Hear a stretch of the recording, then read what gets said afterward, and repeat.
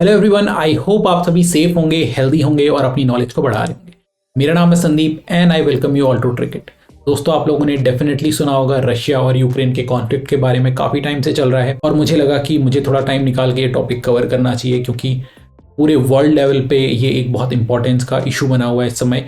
तो हमने पूरा वर्ल्ड देखा है मैप के थ्रू, तो इस पर्टिकुलर लोकेशन को भी हम मैप के थ्रू देखने की कोशिश करेंगे और जानेंगे कि ये कॉन्फ्लिक्ट क्यों हो रहा है और किस लोकेशन पर हो रहा है। तो चलिए विदाउट वेस्टिंग एनी टाइम आज का वीडियो स्टार्ट करते हैं।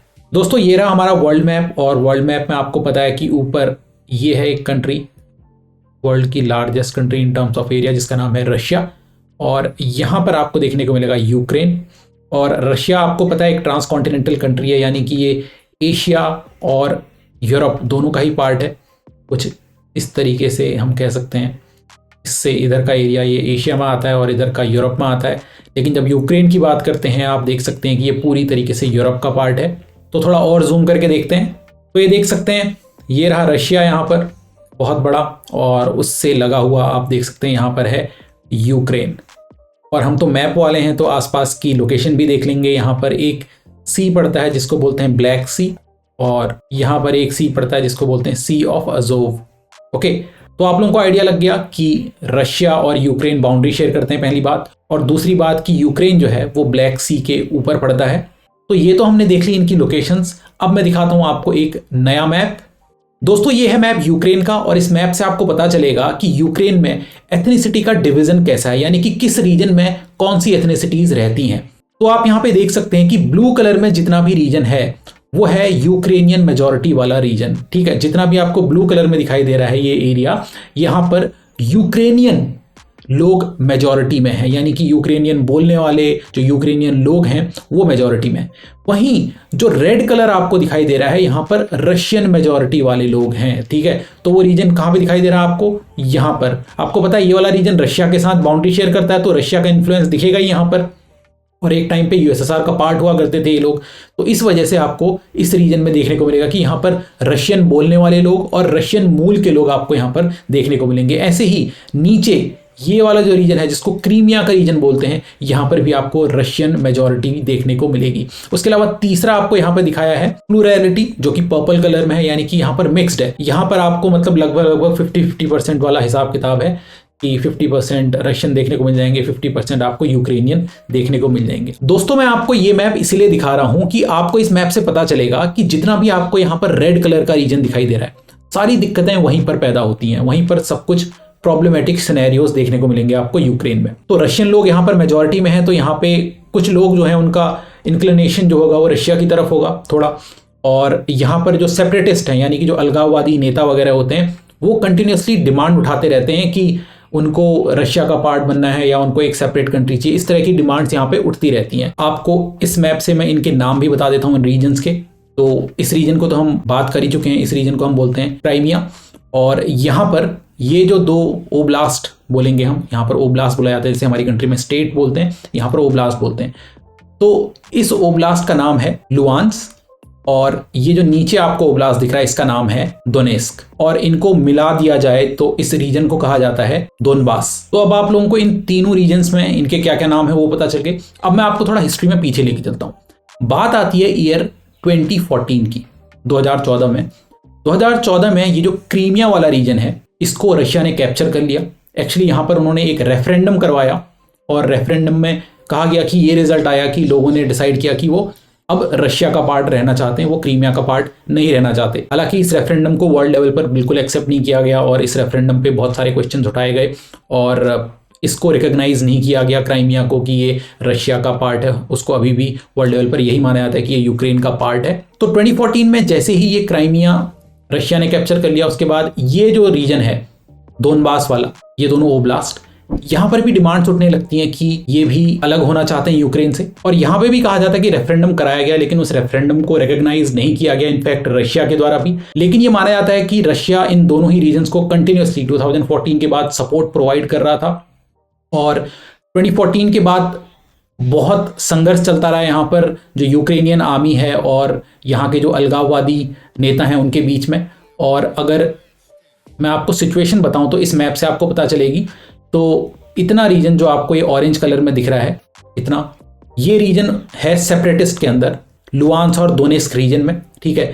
तो इस तरफ लुहांस रीजन में और दोनेस्क रीजन में आपको यूक्रेनियन आर्मी देखने को मिलेगी, और इस तरफ ये जो सेपरेटिस्ट आर्मी आपको देखने को मिलेगी, यहाँ पर सेपरेटिस्ट जो लोग हैं उनका कब्जा है। और हालांकि ये जो सेपरेटिस्ट हैं ये पूरा क्लेम करते हैं इस एरिया को, बोलते हैं कि हम इस पूरे एरिया में यूक्रेनियन जो एडमिनिस्ट्रेशन है उसको नहीं चाहते, ये उनका कहना है यहाँ पर।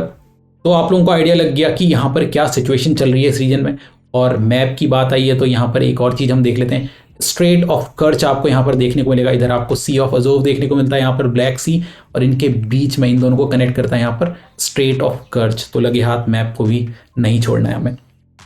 तो अभी तक हमने देखा कि जो यूक्रेन है, यूक्रेन में इस रीजन में जितना भी आपको ये रेड कलर में रीजन दिखाई दे रहा है, यहाँ पर रशियन जो है वो मेजॉरिटी में आपको देखने को मिलते हैं। और जो क्राइमिया वाला रीजन है इसको 2014 में कैप्चर कर लिया था रशिया ने।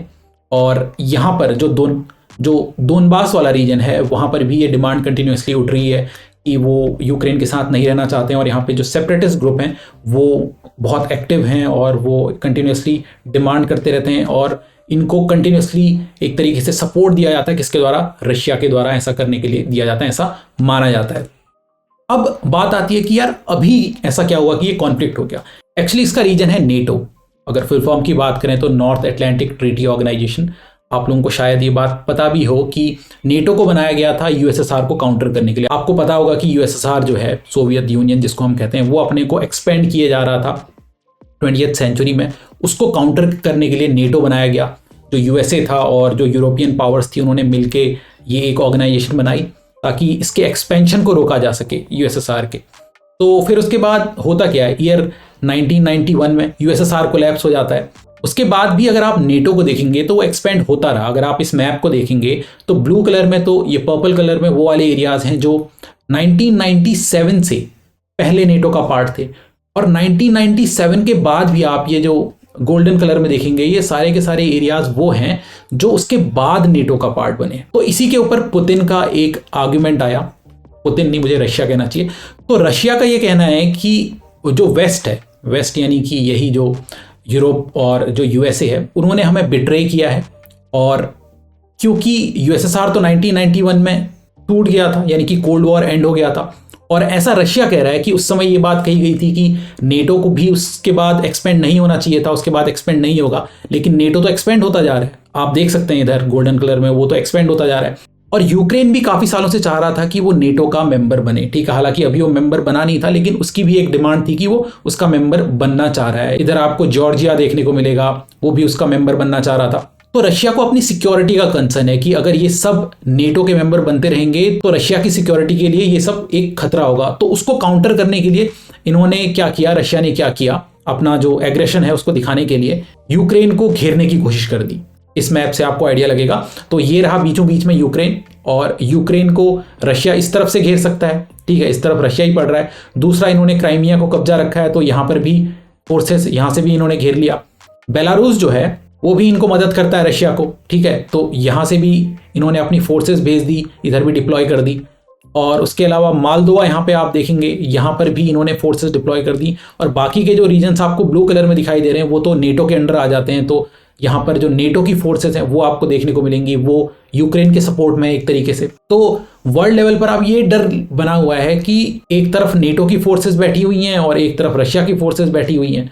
अब युद्ध अगर हो गया इन केस तो बहुत बड़ी दिक्कत हो जाएगी, समझ सकते हैं आप, ठीक है। अब जहां पर हर कंट्री ग्रो करना चाहती है और अगर एक वॉर उनके बीच में हो गया तो उससे पूरे वर्ल्ड पर इफेक्ट पड़ता है, ठीक है। इकोनॉमीज कहा जाता है, ऐसा माना जाता है कि हर इकोनॉमी 10 साल पीछे चली जाएगी अगर कोई भी वॉर इस टाइम पे हुई तो रशिया की फिलहाल ये डिमांड है कि नेटो का जो एक्सपेंशन है वो रोका जाना चाहिए और यूक्रेन बिल्कुल भी नेटो का पार्ट ना बने, इस चीज की श्योरिटी उनको दी जाए, वरना ये अपना एग्रेशन दिखाएंगे और अपना एग्रेशन दिखाते जा रहे हैं।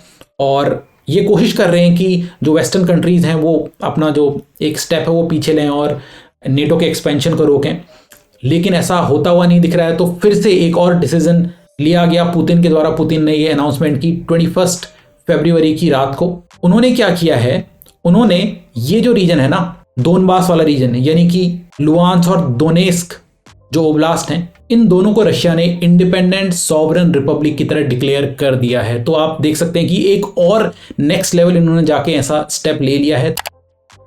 तो अब देखना है कि क्या होगा नेक्स्ट स्टेप वेस्टर्न साइड का और रशिया का। क्या ये वॉर आगे बढ़ेगी? हम सब चाहेंगे कि ये वॉर आगे ना बढ़े और इसका कोई सॉल्यूशन निकले। आप लोगों को इस बारे में क्या आप लोगों को लगता है, आप लोग मुझे कमेंट्स में ज़रूर बताएं। आप लोगों को एक और मैं बात बता दूं कि ये जो दोनबास वाला जो रीजन है, यहाँ पर कोल बहुत ज़्यादा है, उसके अलावा जो मेटेलिक मिनरल्स वगैरह हैं वो भी यहाँ पे आपको बहुत ज़्यादा देखने को मिलते हैं। तो ये रीजन यूक्रेन के लिए तो इंपॉर्टेंट है ही, साथ ही रशिया भी चाहेगा कि इस रीजन को वो लेना चाहे। तो मैं तो यही कहूँगा कि इंटरनेशनल लेवल पर जो पॉलिटिकल गेम है वो अपने पीक पर चल रहा है। यहाँ पर सबके अपने अपने एजेंडाज हैं, उसके वजह से मुझे लगता है कि वहाँ पे रहने वाली जो इनोसेंट पॉपुलेशन है उसको बहुत ज़्यादा कुछ झेलना पड़ता है। तो दोस्तों ये था एक्सप्लेनेशन इस रीजन का कि यहाँ पर क्या चल रहा है। मैंने मैप की हेल्प से आप लोगों को एक्सप्लेन करने की कोशिश की है एंड आई होप मैं बता पाया हूँगा कि क्या यहाँ पर चल रहा है।